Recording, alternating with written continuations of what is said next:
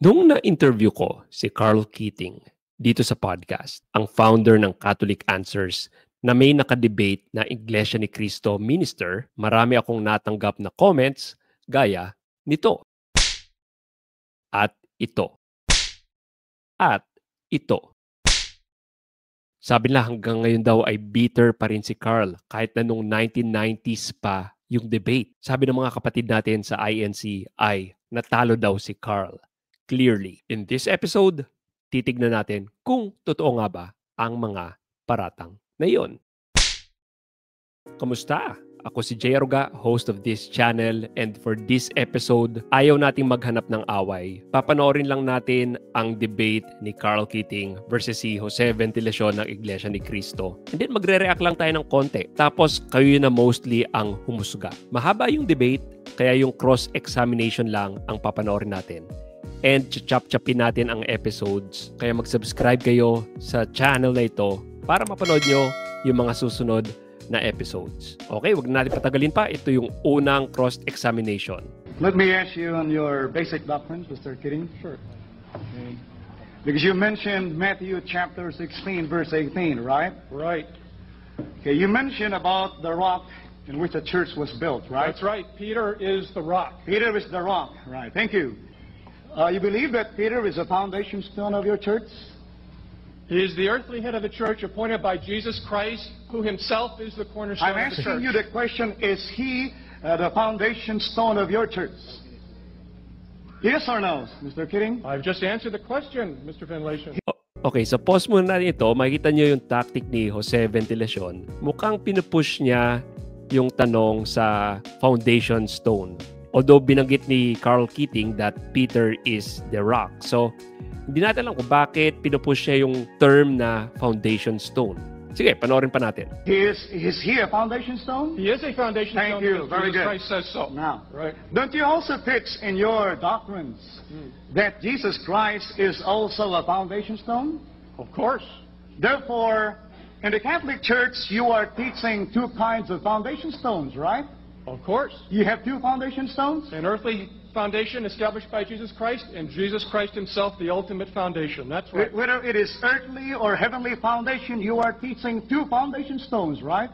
Of different qualities and different kinds. Thank you. Now, in 1 Corinthians chapter 3, verse 11, of the Good News Bible, which is the Catholic Study Edition, it says that for God has already placed Jesus Christ as the one and only foundation. Do you agree with that? He's the one and only ultimate foundation, of course.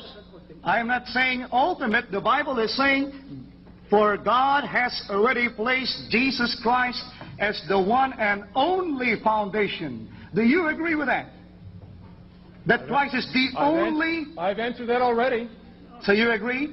Of course I agree. I agree with the entire Bible. And, I notice you have not said anything about what is the rock in Matthew 16:18. Are you going to ask me about that? Okay, so makikita natin dito na binabago-bago ni Jose Ventilacion yung terms. So, kanina, of course, doon sa Matthew 16 is rock si Peter. And then, biglang sinwitch niya into foundation stone. And then, pinasok niya yung Corinthians. Wherein, of course, pinimension naman dito na si Jesus yung foundation. However, sabi ni Carl, of course, foundation si Jesus. He is the heavenly foundation.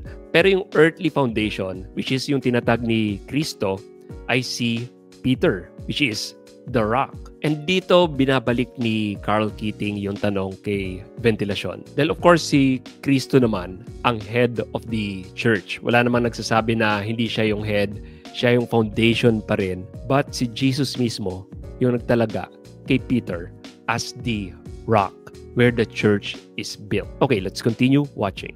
I'm asking you, please, on what I'm presenting. So please answer, Mr. Keating. Go right ahead. For God has already placed Jesus Christ as the one and only foundation. Do you agree that Christ is the one and only foundation? Yes or no? That's the third time you've asked the question. Did anybody else miss my answer? No, you got my answer? I said 3 times now, yes, Jesus Christ is the foundation of the church. Now it says here, the one and only foundation. Do you agree with that? I agree with that. Thank you. Now, if you take it correctly. Now, okay, this is the follow-up question.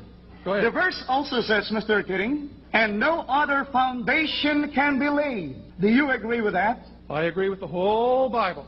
Okay, now, if Jesus Christ is the one and only foundation, could you place Peter as another foundation? I can, because Jesus Christ said that on Peter he would build his church. I'm not asking you that. I'm asking you is this.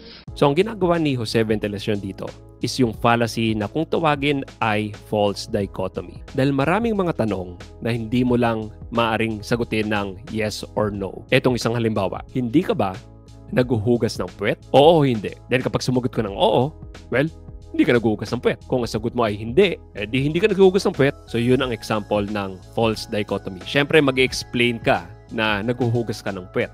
Hindi mo pwedeng sagutin ito ng oo o hindi lang. Ito pang isang example. Tinigil mo na ba ang pambubugbog sa asawa mo? Oo o hindi. So kapag sinabi mong oo, it assumes na binubugbog mo ang asawa mo in the first place. Then kapag sinabi mo namang hindi, edi hindi mo pa tinitigil ang pagbubugbog sa asawa mo? Ito ang line of questioning ni Jose Ventilacion dito sa debate na ito. At mag-ingat kayo dito, kapag naka-encounter kayo ng ganitong line of questioning, i-call out nyo na false dichotomy ito. Okay, let's continue. If Jesus Christ is the one and only foundation, and the Bible says no other foundation can be laid, okay, do you accept that? Of course. Okay, thank you. So, you believe now that you have laid Apostle Peter as another foundation? I haven't laid Peter as anything. Jesus Christ did.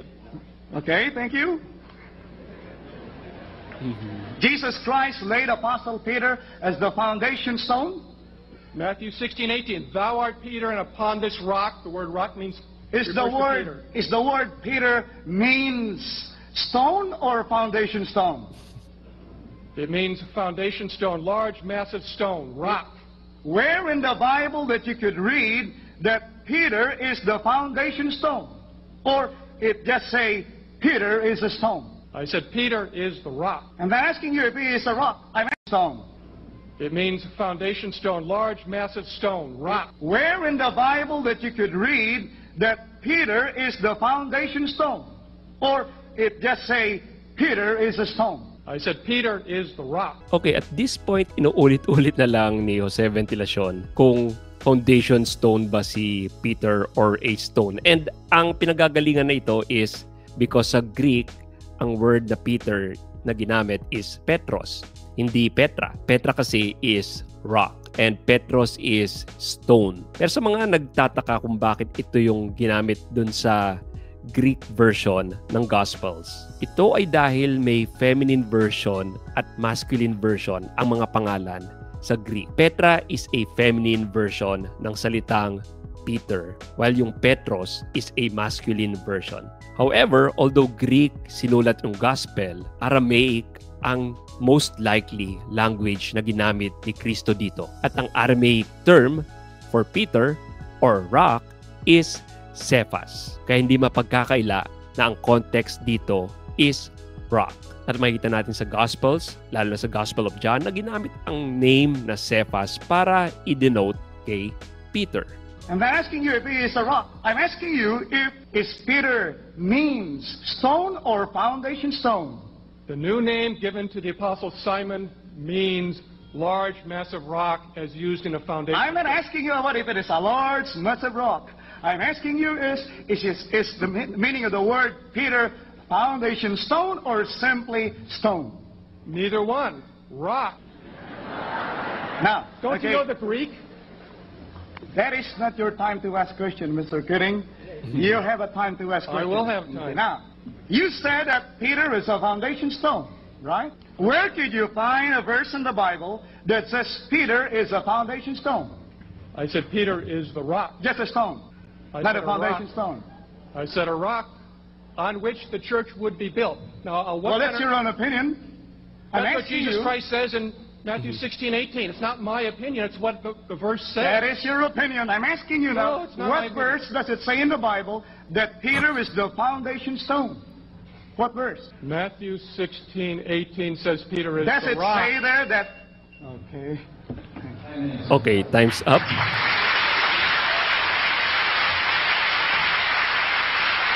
So, ano ang moral lesson dito? I would imagine kung gaano ka frustrating kay Carl itong debate na ito. First of a series ito. Papanoorin natin itong mga iba't ibang cross-examination ng buong debate na ito. Sadly, di natin mapapanood yung buong debate dahil sobrang haba nito, mga 2 hours may get. Kung gusto nyo panoorin by yourselves, i-search nyo na lang Carl Keating versus Jose Ventilacion. At kung gusto nyo mapanood ang reaction ni Carl Keating years after the debate, pinag-usapan natin ito sa The J. Aruga Show podcast at mapapanood nyo yun dito sa link right here.